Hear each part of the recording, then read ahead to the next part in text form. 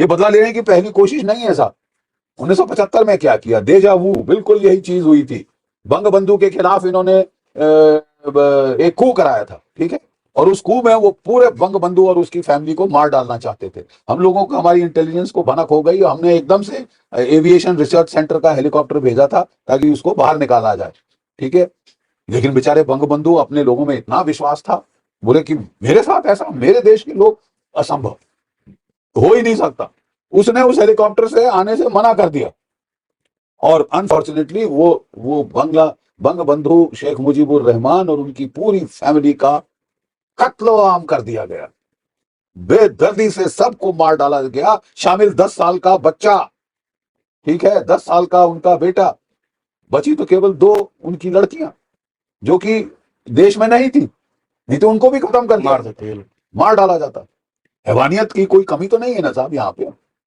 ये इस तरह से you deal with the person who has liberated your country.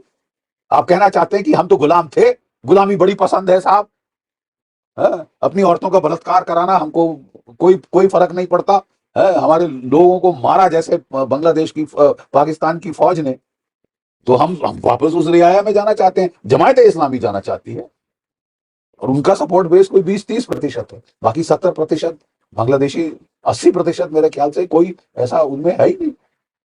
तो साहब ऐसा है कि कौन साहब बने हैं वहां पे इंटरिम प्राइम मिनिस्टर?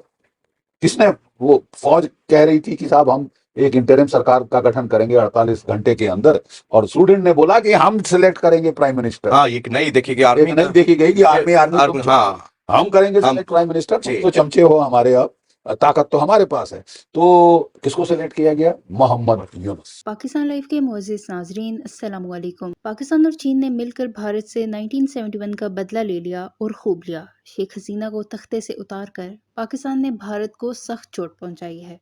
नाज़रीन, ये कहना है जनरल बख्शी का, जिनसे अब तक बांग्लादेश में हसीना वाजिद की हुकूमत से बेदखली बर्दाश्त नहीं हो रही और वो इसमें कसूरवार पाकिस्तान और चाइना को करार दे रहे हैं। उनका मजीद कहना था कि पाकिस्तान ने हमें पहले भी कई जख्म दिए और इस बार वाला जख्म तो बहुत गहरा है। शेख हसीना वाजिद की हुकूमत को गिराने का मतलब भारत का बांग्लादेश में असर और रसूख का मुकम्मल खात्मा है और पाकिस्तान चाइना के साथ मिलकर ये सब करने में कामयाब हो चुका है।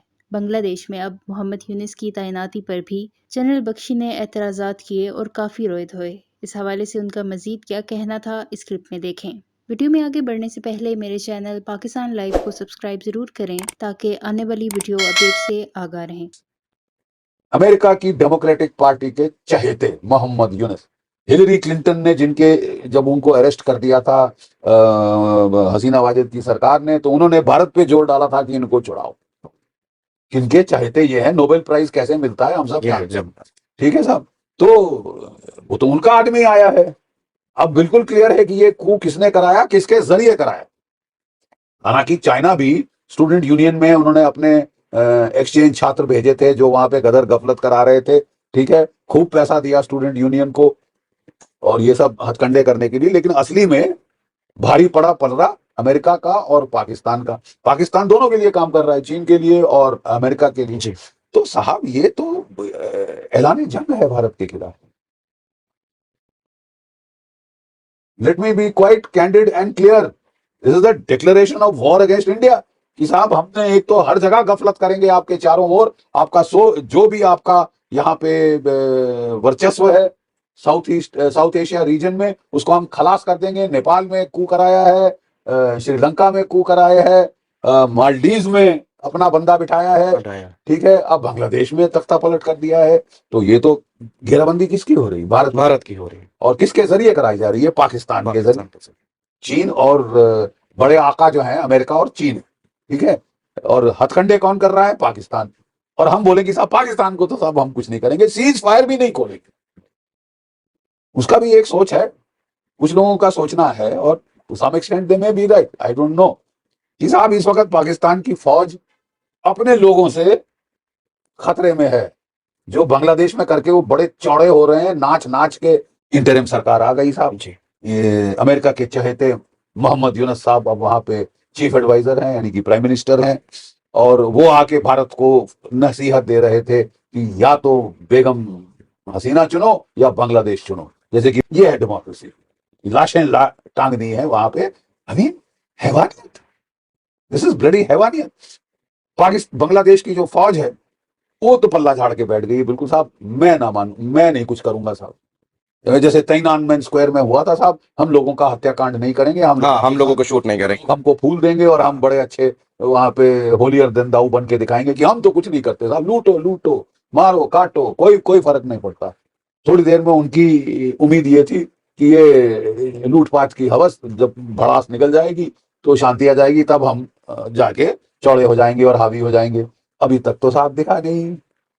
और यूनिस साहब, अगर यही स्थिति रही, आप कह रहे हैं कि 3 महीने 6 महीने में आप इलेक्शन कराएंगे, तब तक लोग इतने फेड अप हो जाएंगे इस एनार्की से, इस केओस से, अगजनी से, मारकाट से, कि आप समझते हैं कि आप रहेंगे पावर में उसके बाद। यू नो, आफ्टर ऑल आवाम इतना बेवकूफ तो नहीं ना साहब। You can fool some of the people all the time, all the people some of the time, but you can not fool all the people all the time. ये Abraham Lincoln की शब्दावली, ठीक है साहब। तो आप जमायते इस्लामी तो वो तो रहेगी फूल की पाकिस्तान की सरकार, उसका उसका फर्ज है कि वो फर्ज है। जाने बचाएं, वो लॉ एंड ऑर्डर रिस्टोर करे। लॉ एंड ऑर्डर रिस्टोर किया तो पुलिस पे चढ़ गए, पुलिस को मारना शुरू किया, और ये वो, और वहां से आदेश आए कि आप फायर नहीं करो, फायर नहीं कर सकते। और फिर बेचारी हसीना वाजिद ने कहा कि मैं ब्लड शेड नहीं चाहती हूँ, इसलिए वो वहां से आ गई। ओके। ठीक है, लेकिन अब मैं आपको बता रहा हूं कि लोगों का भी जो आंखों पे पर्दा चढ़ गया था वो अब धीरे धीरे गिरेगा, उतरता जा रहा है। उतरता जा रहा है। हर दिन जिसमें अगजनी, केओस और एनार्की लोग देखते हैं तो वो भी परेशान होकर नॉर्मेलिटी की तरफ जाना चाहिए। एक सवाल बख्शी साहब, बहुत सारे लोग पूछना चाह रहे हैं कि दरअसल ये एक रिजर्वेशन, एक सरकारी प्रणाली थी, उससे नाराज होकर छात्र ये आंदोलन कर रहे थे।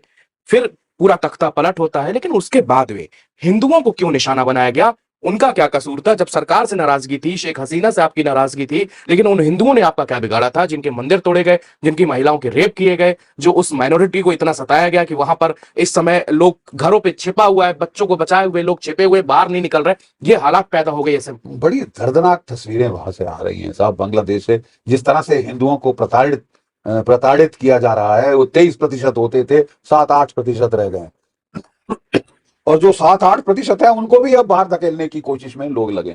देखिए साहब, 2 तरीके हैं। As I see the future, there are 2 major grand strategic options in front of India. Number 1 कि हम वेट एंड वॉच मोड में रहें, let us see what happens.